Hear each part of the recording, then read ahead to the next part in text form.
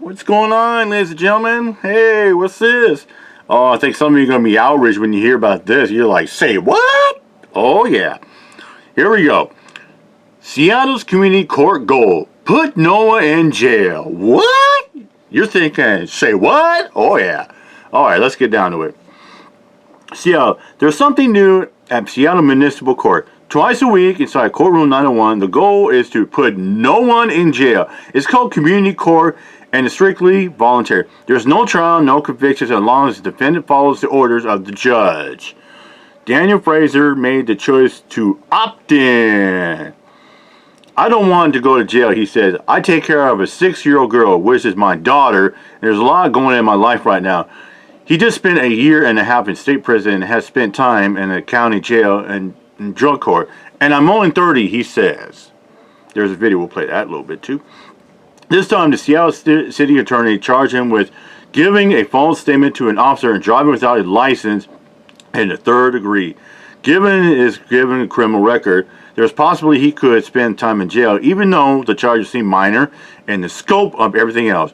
If jail was going to happen to me, it would throw everything down the toilet, he said. He's eligible for community court because his alleged offenses are non-violent misdemeanors.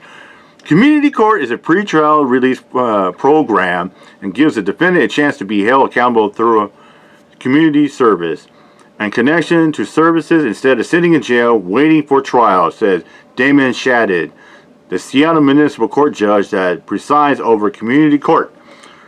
Crimes eligible for community court are property and nonviolent, such as misdemeanor theft, criminal trespass, property destruction, car prowls, resisting arrest, and 10 other crimes.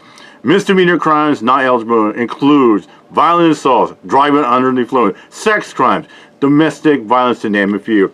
A defendant shows accountability for performing certain tasks, such as community service or engaging in services, says Shadid. Instead of going to trial or pleading guilty, the defendant can have their cases dismissed and have no convictions on their record.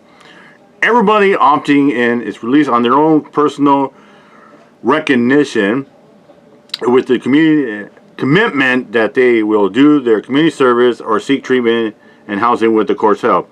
It's a friendly court where doing time means engaging in services and where people are gratitude instead of convicted and put in probation. We're trying to focus on getting a defendant the service that they need in order to exit the criminal justice system, says Shadid. There is a growing recognition that there is far too many people in jail, says Liz Chwala, project manager at the Vera Institute of Justice. The Seattle City Council has asked researchers at the Vera Institute to evaluate the effectiveness of the municipal court probation department. One of the findings was the court had too many burdensome check-ins for a lengthy time period. Those qualifying for community court and gratitude could avoid probation altogether because there isn't a conviction.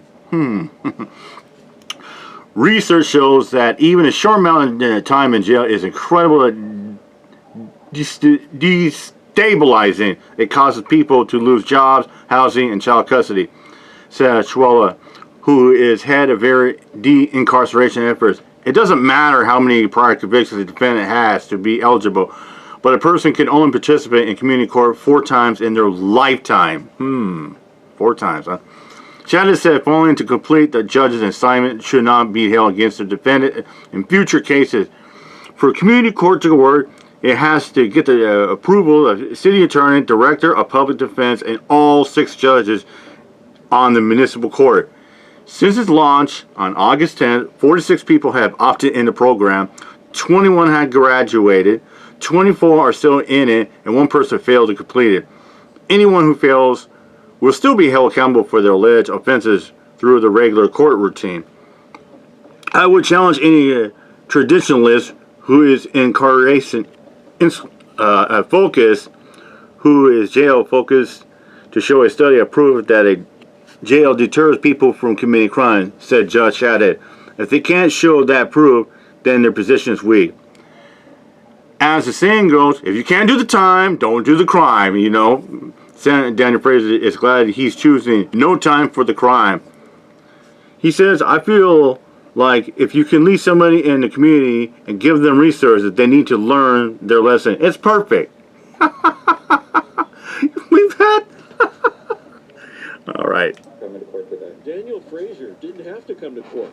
He volunteered. We're going to do a resource center orientation. Okay. Almost everything about this court is different because the intent is different. No jail time for anybody. I don't want to go to jail. I take care of a 6-year-old girl, which is my daughter, and Daniel's been to prison, jail, drug court, and this time charged with giving a false statement to an officer and driving without a license. Nearly every misdemeanor crime except violent assaults and DUIs is eligible for what Seattle calls community court. Community court is a pretrial release program to give a defendant a chance to be held accountable through community service and connection to services instead of sitting in jail waiting for a court date. then if jail was to happen to me, it would just throw everything down the toilet. If defendants complete community service, there's no trial, no conviction, case dismissed as if it never happened. We are trying to focus on getting a defendant the services that they need in order to exit the criminal justice system. There's growing recognition that there are far too many people in jail. The Vera Institute examined Seattle Municipal Court's probation department and found it was requiring too many burdensome check-ins. Community court avoids that entirely. You don't actually have to come to that court day. We'll graduate you anyway. The research shows that even, for example, a short amount of time in jail is incredibly destabilizing. It causes people to lose jobs, housing, and child custody. And it doesn't matter how many prior convictions someone has. If they fail to follow through, is that held against them? It is not supposed to be held against them. For community court to work, it had to get the buy-in of the city attorney, the head of public defense, and all of the judges. If you can't do the time, don't commit the crime, doesn't work here. I would challenge any traditionalist who is incarceration focused, who's jail focused, to show a study or proof that jail deters people from committing crimes. And if they can't show that proof, then their position is weak. Daniel likes the idea of no time for the crime. If you can leave somebody in the community and give them resources they need to learn the lesson, you know, it's perfect. So hopefully we can get you hooked up with the things you need, okay? Okay, cool, thank you. For Operation Crime and Justice, I'm Matt Markovich reporting. Since community court began on August 10th, 48 people have opted into the program. 21 people have graduated. 24 are still in it. Only one person failed to complete. Yep, okay. I know some of you can probably make a stink eye, you know, or some of you can say, it's like, well, you know, it doesn't matter. If you do a crime, you should go to jail like that. Well, in my perspective, in my book, I kind of agree with this as well. And I think it's kind of, I know it's kind of whoa, but you know, to be honest with you, I think it, you know, if it's like a non-violent crime, just like a little petty misdemeanor, I mean, come on, why should anybody, you know, go to jail? You know, that's why you have resources out there as resources to do this and as well. You know, kind of like, well, I just still kind of just can't grasp it, but I think it's a good idea, like a community court. Heck yeah. Anyways, hope you. I just can't wrap my head on that one. Anyways, I'm out of here. Mike Job, peace out.